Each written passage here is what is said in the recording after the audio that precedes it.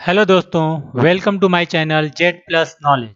दोस्तों, यह साझेदारी चैप्टर का तीसरा वीडियो है जिसमें आपको भारतीय साझेदारी अधिनियम 1932 के प्रावधानों के बारे में बताया जाएगा।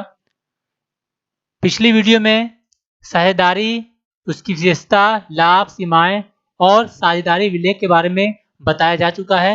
आप डिस्क्रिप्शन बॉक्स में जा करके दिए हुए लिंक पर क्लिक करके वीडियो को देख सकते हैं। तो चलिए वीडियो को शुरू करते हैं। जैसा कि पिछले वीडियो में बताया गया है, जब दो या दो से अधिक व्यक्ति मिलकर कोई व्यवसाय करते हैं तो उसे साझेदारी कहते हैं। यह साझेदारी किसी अनुबंध के आधार पर होता है, अर्थात उनके बीच में एक समझौता होता है। वो समझौता एक विलेख पत्र पे होता है और समझौता भारतीय साझेदारी अधिनियम 1932 के प्रावधानों के तहत होता है।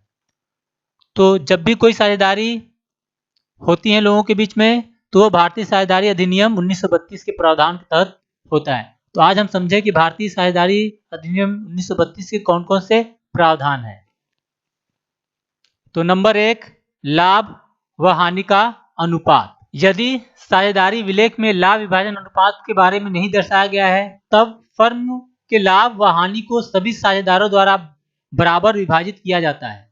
चाहे फर्म में किसी भी साझेदार द्वारा कितनी ही राशि क्यों न लाई गई हो, साझेदारों के बीच लाभ का विभाजन समान अनुपात में होगा। किस स्थिति में?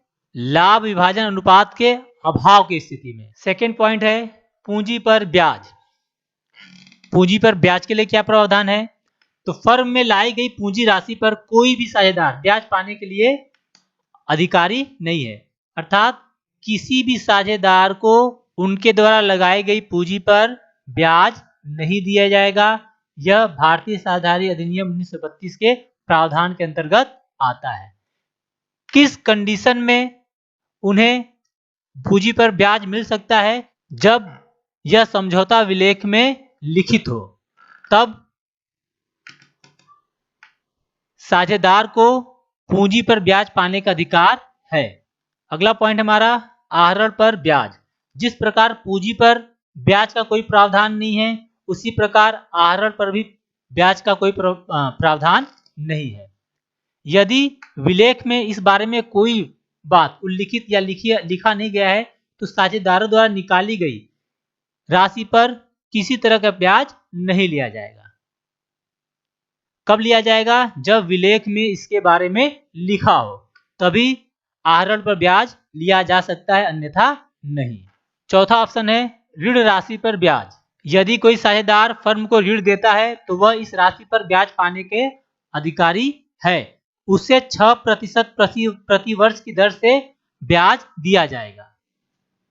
पांचवा है फर्म के कार्यों के लिए पारिश्रमिक। कोई भी साझेदार फर्म के व्यवसाय चलाने के लिए किसी प्रकार का वेतन या पारिश्रमिक पाने का अधिकारी नहीं है,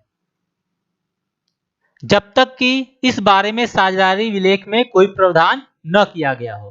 अर्थात भारतीय साझेदारी अधिनियम 1932 के प्रावधान के तहत कोई भी साझेदार फर्म में किसी भी प्रकार का वेतन या पारिश्रमिक पाने का अधिकारी नहीं होगा।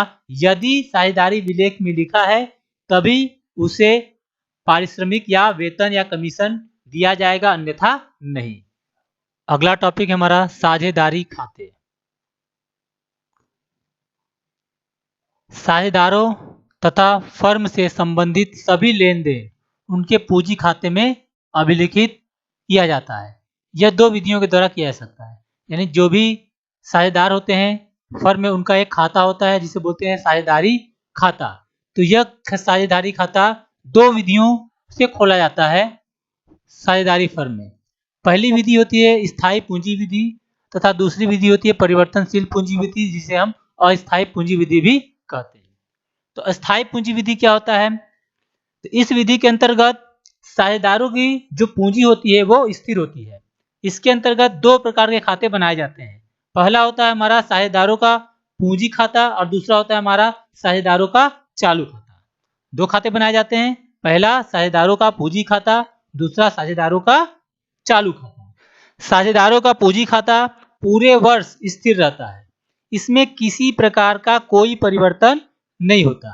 इसमें साझेदारों द्वारा लाई गई पूंजी का क्रेडिट शेष दर्शाया जाता है। वहीं साझेदारों से संबंधित सभी प्रकार के लेन देन जैसे पूंजी पर ब्याज, आहरण पर ब्याज आदि को चालू खाते में दर्ज किया जाता है। यह प्रतिवर्ष परिवर्तनशील होता है अर्थात बदलता रहता है। दूसरा है हमारा परिवर्तनशील पूंजी, जिसे हम अस्थायी पूंजी विधि भी कहते हैं। इस विधि के अंतर्गत केवल एक खाता दिखाया जाता है जिसे पूंजी खाता कहते हैं। सभी साझेदार के लिए तैयार किया जाता है। जो किसके लिए तैयार किया जाता है? सभी साझेदारों के लिए तैयार किया जाता है।